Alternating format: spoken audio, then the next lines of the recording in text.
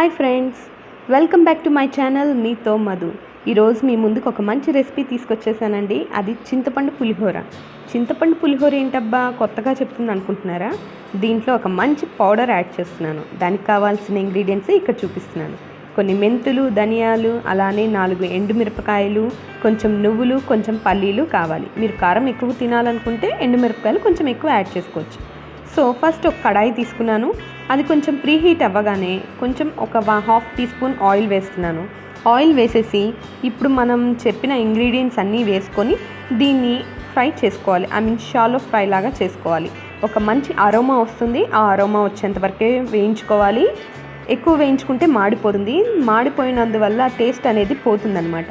So జాగ్రత్తగా దగ్గరుండి మరీ వేయించుకోవాలి ఇవన్నీ. ఈ పౌడర్ యాడ్ చేయడం వల్ల మనకి పులిహోరకి ఒక మంచి టేస్ట్ అయితే వస్తుంది. ఎప్పుడూ తినేలా కాకుండా ఇలా కొత్తగా ట్రై చేయండి. ట్రై చేసిన తర్వాత నాకు కామెంట్ బాక్స్లో ఎలా ఉందో తప్పకుండా చెప్పండి. ఓకేనా? సో ఇలా తిప్పుకుంటూ మనం వేయించుకోవడం వల్ల అడుగున మాడకుండా ఉంటాయి. నువ్వులు కానీ ధనియాలు కానీ మాడినాయి అంటే టేస్ట్ మొత్తం పోతుంది. సో జాగ్రత్తగా మనం ఫ్రై చేసుకోవాలి. ఫ్రెండ్స్, ఇదిగోండి రైస్ కుక్ చేసేసి ఆరపెట్టేశాను. వేడిగా ఉన్నప్పుడే దీని మీద ఆయిల్ వేసేసేయాలి. ఆయిల్ వేయడం వల్ల ఇలా పొడి పొడిగా వస్తుంది. పులిహోరకి ఎప్పుడైనా మనం రైస్ ఇలా కుక్ చేసుకోవాలి పొడి పొడిగా. ఏదైతే వేయించుకొని పెట్టుకున్నానో ఆ ప్యాన్ పెట్టుకొని హీట్ చేసుకుంటున్నాను. మనకి పులిహోరలో తాలింపు వేసుకోవాలి కదా, నేను అందుకనే ఈ ప్యాన్ యూస్ చేస్తున్నాను. కొంతమంది తాలింపు విడిగా చింతపండు గుజ్జు విడిగా ఉడికిస్తారు కదా, నేను అలా చేయనండి. 2 క్లబ్ చేసి ఉడికిస్తాను. సో దీనికి కొంచెం ఆయిల్ ఎక్కువ పడుతుంది. ఆయిల్ ఎక్కువ పడకపోతే పులిహోరలో టేస్ట్ ఉండదు. నేను 2.5 స్పూన్స్ ఆయిల్ వేశాను. దీంట్లో కొంచెం ఆయిల్ హీట్ అవ్వగానే ఆవాలు వేస్తున్నాను. అలానే మనం మినపప్పు కూడా వేసుకుంటున్నాము. మినప్పప్పు, ఆవాలు 2 వేసాను కదా. ఇప్పుడు కొంచెం పచ్చిపప్పు కూడా యాడ్ చేస్తున్నాను. కొంచెం జీలకర్ర యాడ్ చేస్తున్నాను.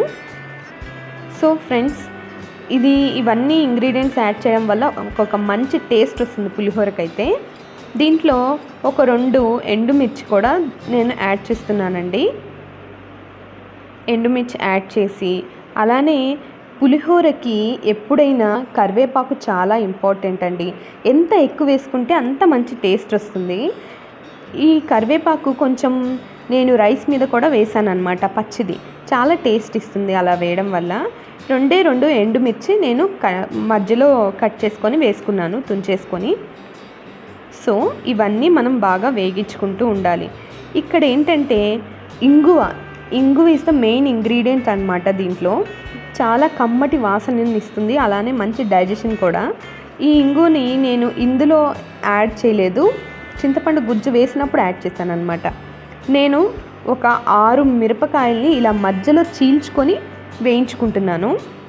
ఎందుకు మధ్యలో చీల్చాను అంటే, ఆ చీల్చడం వల్ల చింతపండు గుజ్జు పోసి ఉడికిస్తాం కదా, అలా పోసినప్పుడు ఆ చింతపండు గుజ్జు మొత్తం దాంట్లోకి పోయి మంచిగా చాలా మంచి టేస్ట్ వస్తుందండి. ఆ మిర్చికి కూడా కారం అనిపించదు అనమాట. పుల్లపుల్లగా చాలా బాగుంటుంది పులిహోరలో పచ్చిమిర్చి. సో కొంచెం పసుపు యాడ్ చేస్తున్నాను. మనకి ఇవన్నీ బాగా వేగిపోయిన తర్వాత నేను సైడ్కి చింతపండు గుజ్జు తీసి పెట్టుకున్నాను. సో ఇప్పుడు అది యాడ్ చేస్తున్నాను అనమాట. చూడండి, దీంట్లో చింతపండు గుజ్జు మొత్తం వేసేసాను. ఇది చింతపండు మొత్తం దగ్గరగా వచ్చేంత వరకు మనం దీన్ని స్లోగా ఉడికించుకోవాలి. సిమ్లో పెట్టి ఉడికించుకోవాలి. హైలో పెట్టామంటే మాడిపోయినట్టు అయిపోతుంది. సో సిమ్లోనే పెట్టి ఉడికించుకుంటూ ఉండాలి. చింతపండు పులిహోరలో మనం కొంచెం బెల్లం యాడ్ చేసామంటే పులుపు, ఉప్పు అంతా మనకి సమానంగా ఉంటుందన్నమాట. దీంట్లో సాల్ట్ అనేది యాడ్ చేసేసాను, చూసారు కదా. సో నేను కొంచెం బెల్లం కూడా యాడ్ చేస్తున్నాను. నేను ఇక్కడ బెల్లం మంచి టేస్ట్ని ఇస్తుందండి పులిహోరలో. చాలా అంటే చాలా రుచిగా ఉంటుంది. చూడండి ఎంత బాగా ఉడికిపోతుందో పులుసు. ఇలా పులుసు ఉడికేటప్పుడు ఒక మంచి టేస్ట్ అరోమా వస్తుందండి. వావ్, సూపర్ ఉంటుంది. ఇలా మనం ఉడికించుకొని దగ్గరగా ఉడికిన తర్వాత ఒక డబ్బాలో వేసుకొని ఫ్రిడ్జ్లో కూడా స్టోర్ చేసుకోవచ్చండి. మనం ఎప్పుడు కావాలంటే అప్పుడు రైస్ కలుపుకోవచ్చు.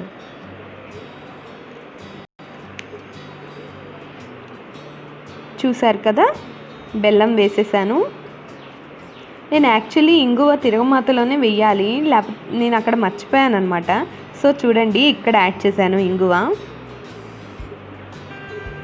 నేను ఇంగువ ఎప్పుడైనా కొంచెం ఎక్కువగానే యాడ్ చేస్తానండి, చాలా బాగుంటుంది. చూడండి, దగ్గర పడిపోతుంది. ఇంకొంచెం ఉడికిపోతే మనం ఆపేసుకోవచ్చు.